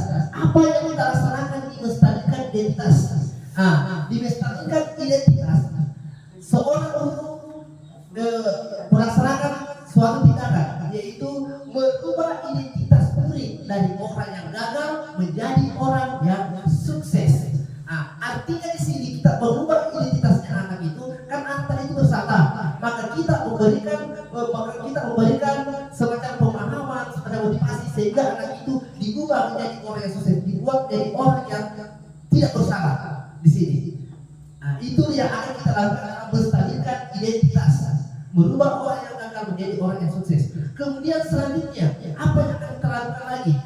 Dalam melakukan di tahapan menstabilkan identitas, yang akan kita lakukan lagi, kita bisa menyampaikan anak-anak begini: tidak ada manusia yang sempurna. Jadi ini kalimat saya ini bisa kita gunakan dalam proses diskusi nanti menangani permasalahan siswa. Jadi kita bisa mengatakan begini kepada siswa: anakku, tidak ada manusia yang sempurna. Yang melakukan kesalahan itu adalah manusiawi. Itu bisa kalimat yang kita gunakan. Melakukan kesalahan itu adalah manusiawi. Bapak guru atau ibu guru juga pernah melakukan kesalahan. Itu kalimat yang bisa kita pakai. Akhirnya siswa itu yang tadinya berkesalahan bisa tenang dalam dirinya, ada suatu ketenangan dalam dirinya. Tidak ada timbul dalam dirinya bahwa saya ini dikatakan bersalah. Jadi ada di dalam dirinya, maksudnya kita berikan motivasi kepada anak itu bahwa kita itu pernah melakukan kesalahan itu adalah manusiawi. Di sini tahap menstabilkan identitas. Ini tahap pertama dalam segitiga restitusi. Selanjutnya, tahapan yang selanjutnya adalah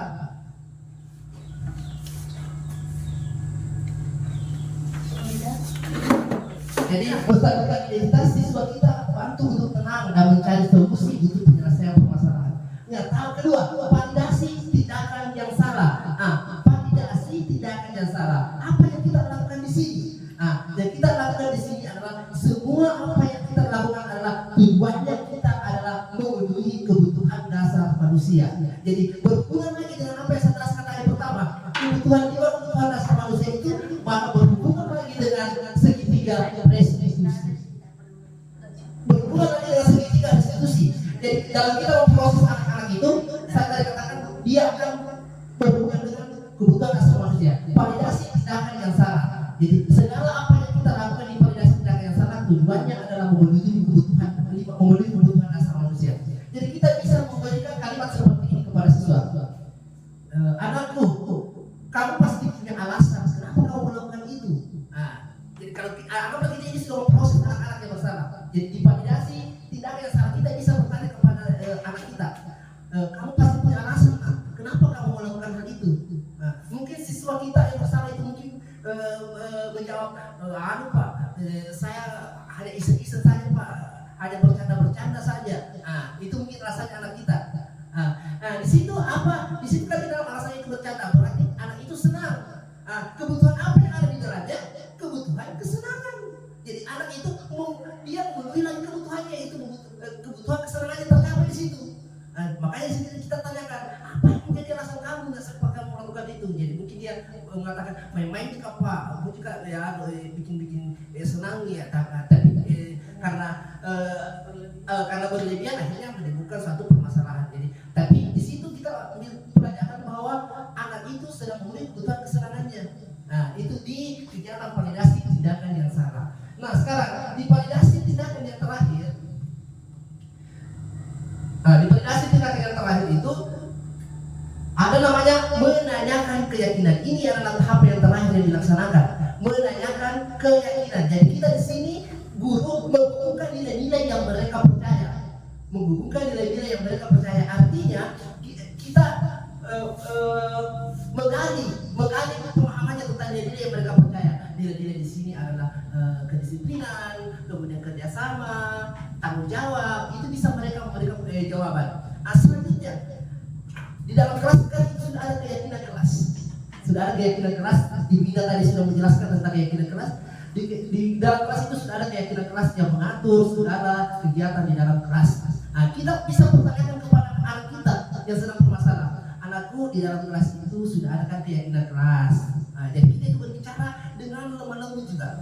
Jadi anakku, di dalam kelas itu sudah ada keyakinan kelas. Keyakinan kelas yang mana yang bertentangan dengan perbuatan kamu hari ini? Nah, jadi anak-anak itu berpikir, oh di kelas ada keyakinan kelas bahwa saya harus menghormati teman. Ini contoh, saya harus menghormati teman. Nah, dengan mengganggu temannya berarti melanggar keyakinan kelas yang ada. Nah, di sini peran kita menanyakan keyakinan. Jadi kita membuka keyakinan yang sudah dibentuk di dalam kelas. Nah, keyakinan kelas itu pasti mereka ingat karena mereka dilibatkan dalam pembuatan keyakinan kelas. Bukan guru yang membuat sendiri keyakinan kelas, tapi dewan guru dan siswa yang membuat keyakinan kelas. Jadi kalau ditanya keyakinan kelas yang mana yang bertentangan dengan perbuatan, pasti dia ingat karena dia juga merumuskan keyakinan kelas. Nah, setelah kita merumuskan menghubungkan perbuatannya dengan keyakinan kelas, maka kita menggali lagi, kita berikan lagi pertanyaan kepada siswa. Akhirnya siswa itu dapat mengambil suatu keputusan ingin menjadi orang yang seperti apa. Artinya di sini siswa itu akan berbuat sesuatu untuk menyelesaikan permasalahan kepada temannya. Jadi mungkin saja di akhir penyelesaian dan itu pasti bagaimana peran kita, dan itu pasti siswa itu akan mengambil keputusan begini. Saya Pak akan bertemu dengan yang bersalah ya. Saya akan bertemu dengan teman saya Santi untuk meminta maaf dan tidak mengganggunya lagi pada saat belajar. Ini contoh ya. Jadi pasti anak ini akan mengambil suatu keputusan untuk menyelesaikan permasalahan sendiri. Akhirnya dengan penerapan segitiga diskusi terbentuklah siswa yang bertanggung jawab. Nah, seperti itu. Jadi di akhir penyelesaian restitusi maka terbentuklah siswa yang akan bertanggung jawab dengan kesalahannya. Inilah gunanya segitiga restitusi. Jadi mulai dari melestarikan identitas, validasi tindakan yang salah, menanyakan keyakinan, tidak ada hukuman di dalamnya. Jadi kita yang bapak bu guru yang saya banggakan, janganlah lagi kita menggunakan yang namanya hukuman. Kita mulailah menerapkan segitiga restitusi. Tidak ada lagi kita menghukum, apalagi dengan kata-kata tidak boleh, baik dalam bentuk fisik maupun dalam bentuk lisan, tidak boleh lagi. Memberikan dalam bentuk lisan berarti kita memberi rasa bersalah kepada anak, tidak boleh juga. Apalagi dalam bentuk fisik, mencubit tidak boleh. Maka yang akan kita lakukan adalah menggunakan segitiga restitusi dalam penyelesaian masalah untuk menciptakan siswa yang bertanggung jawab. Nah, itu Bapak Ibu. Disinilah jadi mulai materi pertama itu sudah mencakup semua sampai di segitiga restitusi. Dan inilah segitiga restitusi adalah salah satu konsep yang harus kita terapkan untuk menemukan budaya positif di sekolah. Bagaimana Bapak Ibu, ada yang mau ditanyakan? Jadi ini adalah materi terakhir kita pada hari ini, segitiga restitusi. Jadi intinya Ibu dalam melaksanakan segitiga restitusi, tantangan yang akan kita hadapi itu adalah yang pertama adalah dalam diri kita sendiri. Itu tantangannya dalam diri kita sendiri. Jadi kita harus bersikap lebih sabar dalam menghadapi siswa. Emosional kita harus tahan. Yang dulunya kalau siswa bermasalah langsung kita duluan. Sering memang bermasalah ini. Sering sekali bermasalah ini. Masuk terus di kantor. Sekarang tidak boleh. Begitu anak-anak mendapatkan melakukan kesalahan, maka kita harus tenang dulu. Kita redam emosi kita, emosional kita harus bersikap lebih sabar. Kemudian melakukan segitiga restitusi dalam penyelesaian. Kita harus lebih berpihak kepada murid dengan mengontrol emosi kita. Kita hilangkanlah sifat untuk menghukum atau memberi rasa bersalah kepada anak. Kita melangkah dengan mengikuti tahapan segitiga restitusi dalam penyelesaian masalah. Dengan demikian terbentuklah siswa yang bertanggung jawab. Bagaimana Bapak Ibu, ada yang mau ditanyakan? Ya. Masih ada yang ditanyakan? Kalau tidak ada, alhamdulillah. Kalau sudah tidak ada, jadi sebelum saya tutup pertanyaan ini, jadi saya mau dulu adakan refleksi kepada Bapak Ibu apa yang telah dipelajari hari ini bisa diutarakan kepada kita sebelum saya tutup pertemuan ini. Jadi kita adakan refleksi dulu. Bapak Ibu, siapa bisa memberikan refleksi kita pada pagi hari ini mulai dari pertama sampai terakhir? Terima kasih atas kesempatannya. Jadi kita sebagai seorang guru menghindari kita harus menghindari yang namanya menghukum siswa, karena dengan menghukum siswa itu bukan malah memberi efek jerah, tetapi malah memberi dampak negatif kepada siswa. Terima kasih. Ya, terima kasih kepada Ibu Alura Padilla yang telah memberikan rekomendasi kita pada hari ini, sangat sungguh luar biasa. Terima kasih banyak. Terima kasih banyak telah memberikan kita sedikit penjelasan. Terima kasih Bapak Ibu telah memberikan rekomendasi kepada kita semua, dan alhamdulillah semua responnya luar biasa. Berarti pembelajaran atau pemahaman yang kami berikan pada hari ini bisa diterima dengan baik, dan semoga dapat diimplementasikan nanti di kelas. Dan sebelum saya tutup, mungkin ada statement kelas dari Ibu Indah. Saya persilakan. Baik, sedikit yang saya sampaikan bahwa proses pembelajaran di sekolah itu bukan hanya siswa yang belajar, tapi di pembelajaran di sekolah itu adalah pembelajaran timbal balik. Siswa belajar dari seorang guru, dan guru juga belajar dari seorang siswa. Jadi bukan hanya siswa saja yang belajar, kita juga merupakan seorang pembelajar.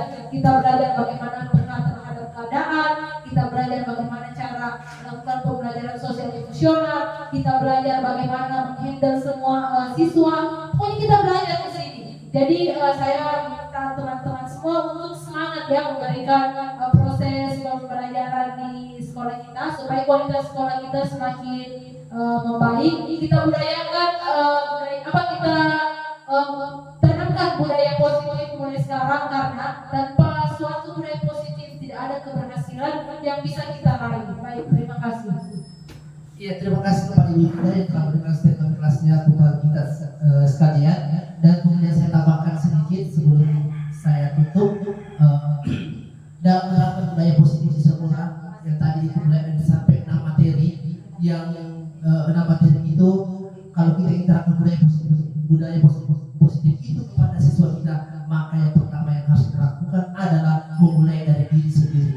Jadi kita dulu yang mengubah diri kita. Jadi saya mengucapkan terima kasih yang sebesar-besarnya kepada Ibu Kepala Sekolah yang telah memberikan waktunya kepada kita semua, memberikan ruang sehingga diskusi, diseminasi budaya positif di sekolah dapat kita laksanakan sampai detik ini. Dan pesan kami, semoga apa yang kami sampaikan hari ini bisa diimplementasikan di kelas untuk kemajuan pendidikan kita di sekolah ini, khususnya SD Negeri 5 Batu Putih. Terima kasih. Dan sebelum kita tutup, seperti di awal kegiatan tadi, kita akhiri dengan doa. Ya, kita akhiri dengan doa. Marilah kita berdoa, semoga apa yang kita dapatkan hari ini mendapat ridho dari Allah Subhanahu Wa Taala. Berdoa dimulai.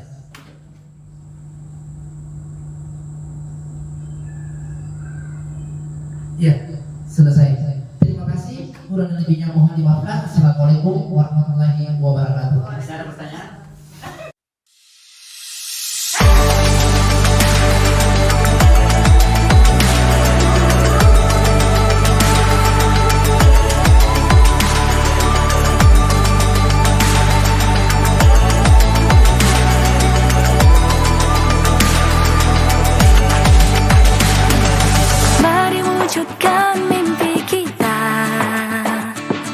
Bersama kita pasti bisa. Ku tahu ini takkan mudah, tapi ku yakin kan tercipta. Bangun manusia merdeka. Assalamualaikum warahmatullahi wabarakatuh. Perkenalkan, nama saya Al-Afkar. Kelas 6. Setelah dibuat keyakinan kelas, saya lebih berdisiplin di sekolah. Assalamualaikum warahmatullahi wabarakatuh. Perkenalkan, nama saya Mutmainah. Saya siswa kelas 6. Setelah dibuat keyakinan kelas saya menghormati teman-teman, dan saya sudah tepat waktu di sekolah. Waalaikumsalam. Silakan Nak Alif. Alif, bagaimana kabarnya hari ini? Nah, Alif tahu kenapa Bapak guru panggil ke sini? Iya. Tadi nak mau datang kepada saya, guru katanya Nak Alif tentang dulunya di kelas. Kamu melakukan apa sama anak ini? Sudah belajar, aku menarik bukunya dan aku Seperti itu kok mengganggu dia sedang belajar. Kamu tahu perbuatan itu bagus tidak? Tidak. Nah, untuk saat ini saya tidak mencari siapa yang salah. Semua orang itu pasti pernah melakukan kesalahan. Bapak Guru juga pernah melakukan kesalahan. Ya, kamu bukan satu-satunya yang pernah melakukan hal ini. Nah, Alif, kamu tentunya punya alasan kenapa sampai melakukan hal itu. Oh, main-main saja. Oh, iya main-main. Nah, perbuatanmu ini tahu tidak? Bahwa dengan kamu melakukan seperti ini itu membuat hati mulut sakit. Nah, sakit bagi mulut karena dia sudah menjalankan tugas kemudian diganggu. Tahu tidak? Ya. Tahu kan? Ya, itu kan perbuatan yang menyakitkan. Nah, sekarang di kelas kita itu sudah ada keyakinan kelas. Masih ingat keyakinan kelas yang kita sudah buat? Iya. Keyakinan kelas mana yang bertentangan dengan kesalahan kamu hari ini? Nah, saling menghargai ya. Jadi itu bertentangan dengan keyakinan kelas yang kita buat. Nah, Alif itu sekarang apa yang dapat kamu lakukan untuk menyelesaikan permasalahan? Minta maaf sama Mumut ya. Nah, jadi Alif harus minta maaf sama Mumut dan berjanji tidak akan mengulangi lagi. Ya, terima kasih Nak Alif. Silakan pergi ke Mumut dan minta maaf. Ya. Saya mendapat nasihat sama Pak Askar, saya tidak akan mengulangi lagi kesalahan, yaitu menarik buku teman atau mencorek buku teman.